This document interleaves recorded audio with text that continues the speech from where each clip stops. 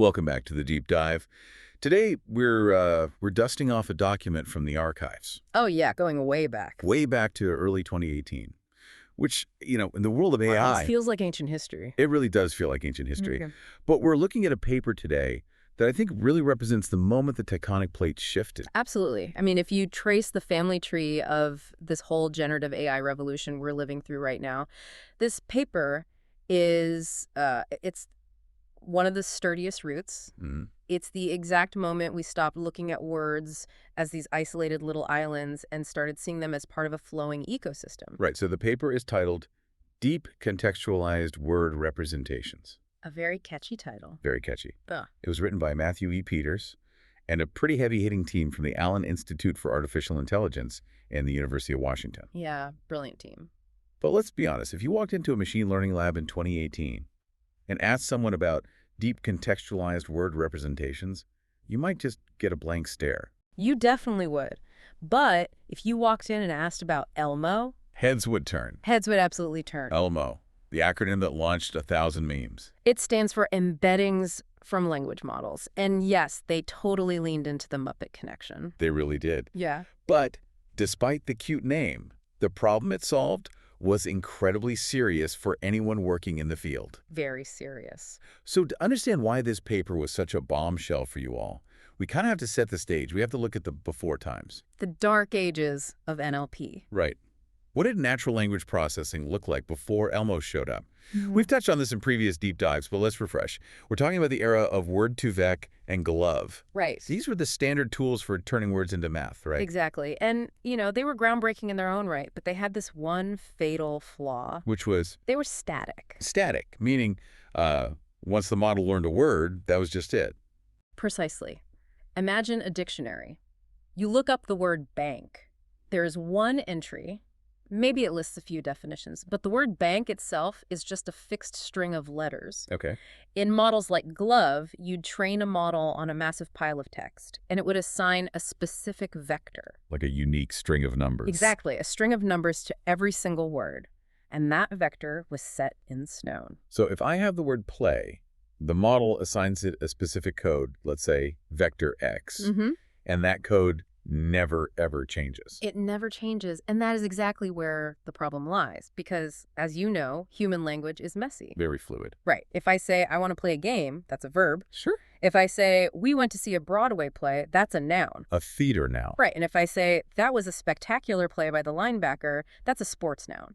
But to a glove model. To glove, all those instances of play are mathematically identical. Oh, wow. Yeah, the model just mashes all those meanings into one single average vector. That sounds like a total recipe for confusion. It is. In fact, the ELMo paper actually opens by highlighting this specific failure. Oh, really? Yeah, they looked at the nearest neighbors for the word play in glove. Basically, they asked the model, hey, what other words are mathematically similar to this vector? I'm looking at the list from the source material right now, and it is a mess. Read it out. So glove thinks play is synonymous with playing, game, football, multiplayer, and players. You see what happened there? It's heavily skewed towards sports. Heavily. Because in the massive training data, the word play probably appeared in a sports context way more often than a theater context. So the average meaning just drifted toward football. Exactly. It drifted. So if you're writing an article about Shakespeare and you use the word play, a glove-based model is secretly thinking about touchdowns. Secretly thinking about touchdowns. It struggles to distinguish the nuance because it completely lacks context. It's flying blind. It's like trying to understand a fast-paced conversation by only looking at one word at a time and completely ignoring who is speaking or what they literally just said 5 seconds ago. And that really is the mission of our deep dive today. We need to unpack how ELMo solved this play problem. Right. How it moved us from those static frozen lists of numbers to a dynamic, context-aware understanding of language. And the solution they came up with wasn't just, let's make the model bigger. Right, which is the usual answer today. Exactly. It was about looking at the insides of a neural network in a way that people really hadn't exploited before. Well, let's stick with the play example for a second, because the comparison they make in the paper is just night and day. It really is. They contrast glove directly with ELMo. When they feed whole sentences into ELMo, The representation for the word play actually shifts. It effectively shapeshifts based on the sentence. Yes, that is the contextualized part of the title. If the input sentence mentions a Broadway play, ELMo's internal representation of that word aligns with theater-related terms. But in a sentence about a spectacular play in a football game, it suddenly aligns with sports terms. It reads the room. It reads the whole sentence before it decides what the word means. That makes so much sense. It doesn't just look up play in a mental dictionary. It constructs the meaning on the fly based on what is happening around it. Okay, so that is the what, but we are here for the how. Yeah. Because this wasn't magic. No, it was architecture. How does it actually do that? It comes down to a specific type of neural network called a bidirectional language model, or a biLM. biLM. Now, we hear bidirectional a lot these days, especially with things like BERT, which came later. But what did it mean in the context of ELMo? So, to understand that, think about how you typically read a book. Left to right. Right, you go from left to right. A standard forward language model does exactly that. It tries to predict the next word based on the history of words it has just seen. Like the cat sat on the... Get, right. That's a forward model.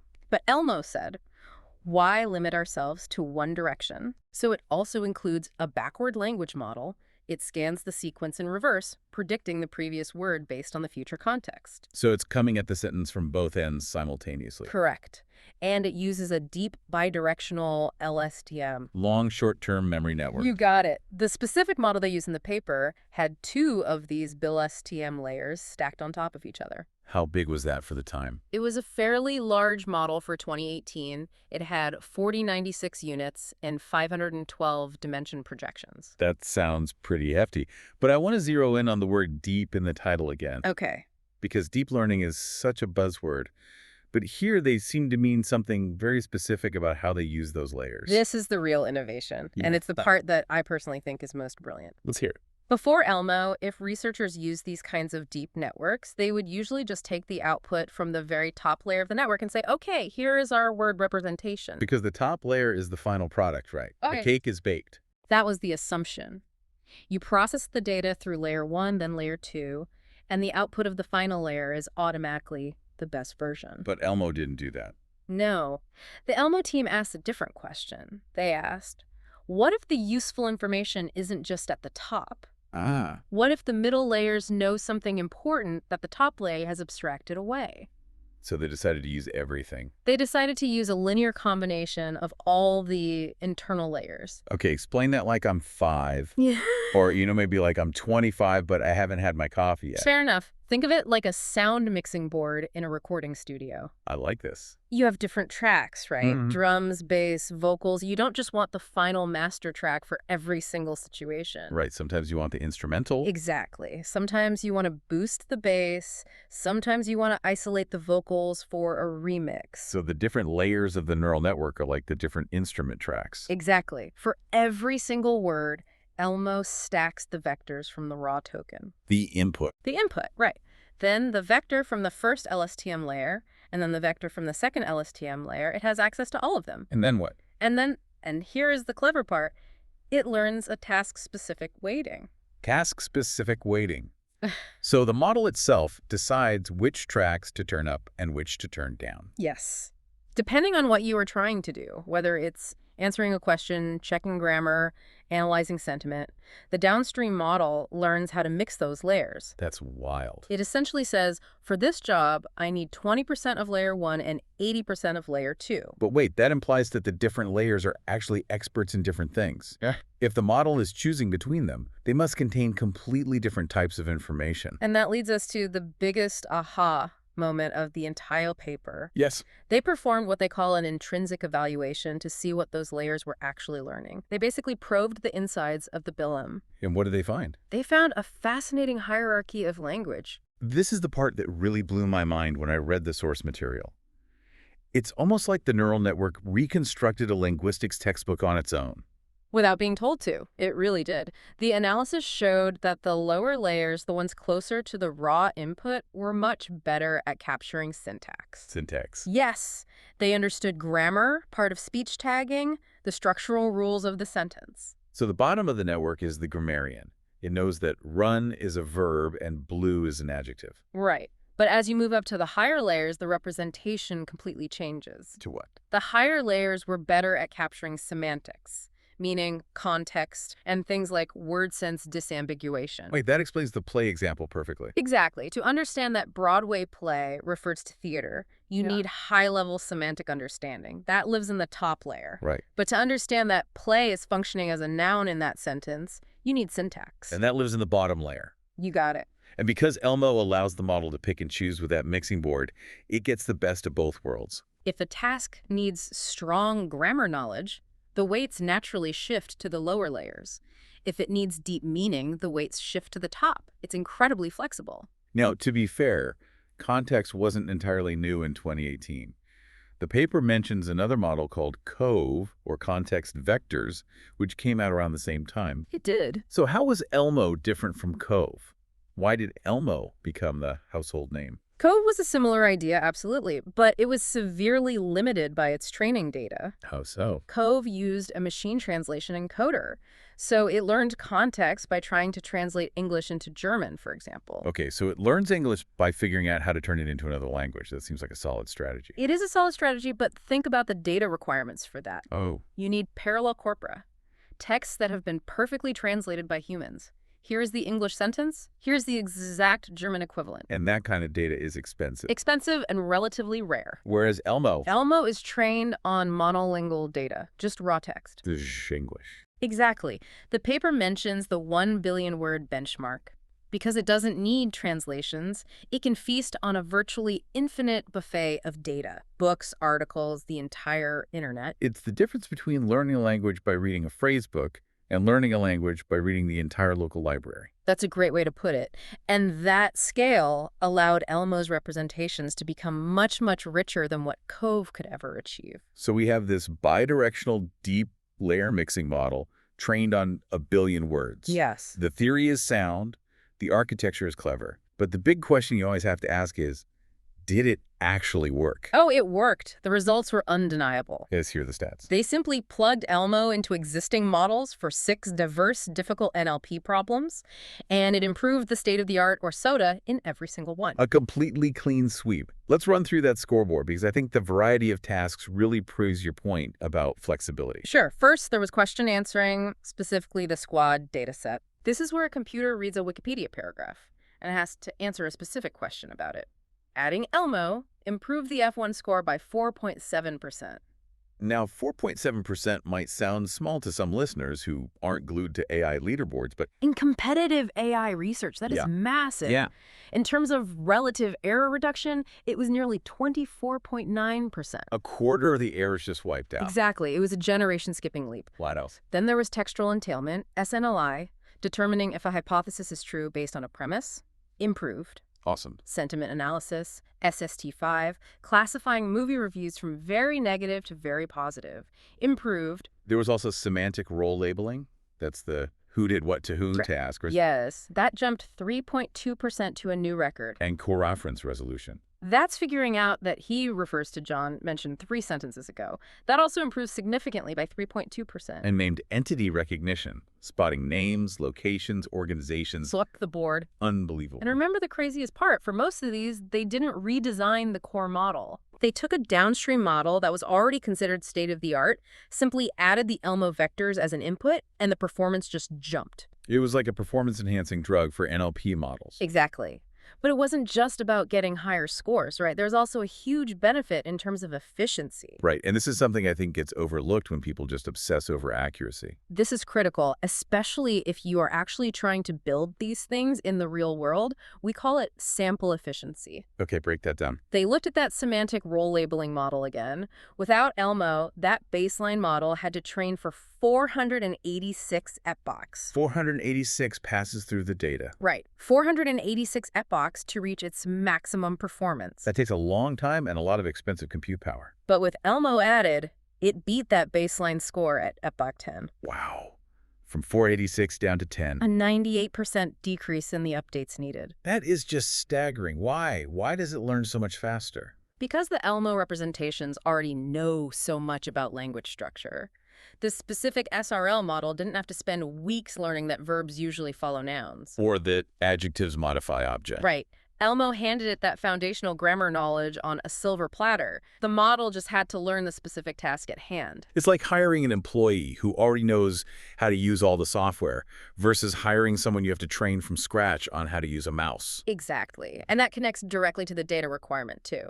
I saw a graph in the paper that showed you could get away with using way less training data if you used ELMo. Right. This is huge for fields where annotated data is expensive to get. The paper showed that an ELMo model using only 1% of the training data achieved about the same performance as a baseline model using 10% of the data. You are getting 10 times the value out of your labeled data. It was a total game changer for anyone trying to build AI in niche fields, like law or medicine. Where you don't just have millions of labeled examples lying around. Exactly. It democratized high-performance NLP. You didn't need Google-scale datasets to build a Google-quality model anymore. Now, we talked about plugging it in, but is there a specific place you put ELMo in the neural network?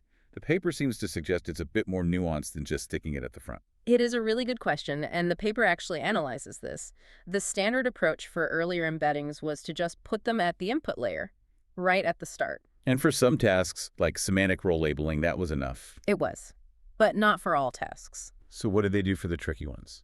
For tasks like question answering or textual entailment tasks that use attention mechanisms, they found it was actually better to put ELMo at the input and D at the output of the recurrent network. So you feed the deep context in at the start, and then remind the model of the context again at the very end. Actually, by exposing the ELMo representations at the output, it lets the model's attention mechanism look directly at those rich internal states of the biLM.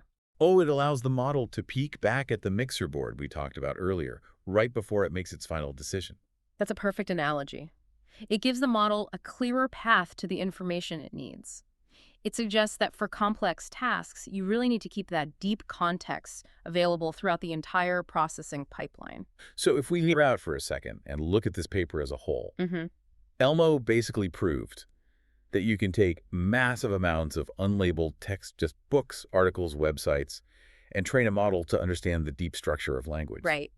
And then you can take that fundamental understanding and apply it to very specific supervised problems like checking grammar or answering questions. And it does it better and faster than anything else. That is the synthesis right there. It works because it models both the complex characteristics of word use, syntax, and semantics, and how those uses vary across linguistic contexts. It solved the play problem. It solved it. It acknowledged that language is fluid, not static. It really feels like this was the moment AI stopped memorizing dictionaries and started reading literature. That's a beautiful way to put it. It moved us from the bag of words era to the sequence era. Before we wrap up today, I want to leave you, our listener, with a thought to mull over. We've talked about how ELMo learns from billions of words and then applies that knowledge to small, specific tasks. The core concept of transfer learning. Exactly. But think about the implications of that. If a model can learn the fundamental structure of language just by reading broadly. Without any teacher correcting it. Right, just by seeing how words fit together over and over. And then it can apply that to answer questions it has never seen before. Are we moving toward AI that learns more, like humans do? It's a profound shift. I mean, we don't learn to speak by reading a dictionary definition of every single word. No. We learn by immersion. We generalize from broad experience. Right, we learn the patterns. And ELMo showed that machines can do that too. Right. If the pre-training is good enough, if the model reads enough text, the line between simple pattern recognition and actual general understanding starts to get very, very blurry. And that blur is exactly where the most exciting research in the world is happening right now. Absolutely. ELMo lit the fuse for everything that came next. A truly fascinating look back at a pivotal moment. Well, that's it for today's deep dive into ELMo. Thanks for listening, and we'll catch you on the next one. Goodbye, everyone.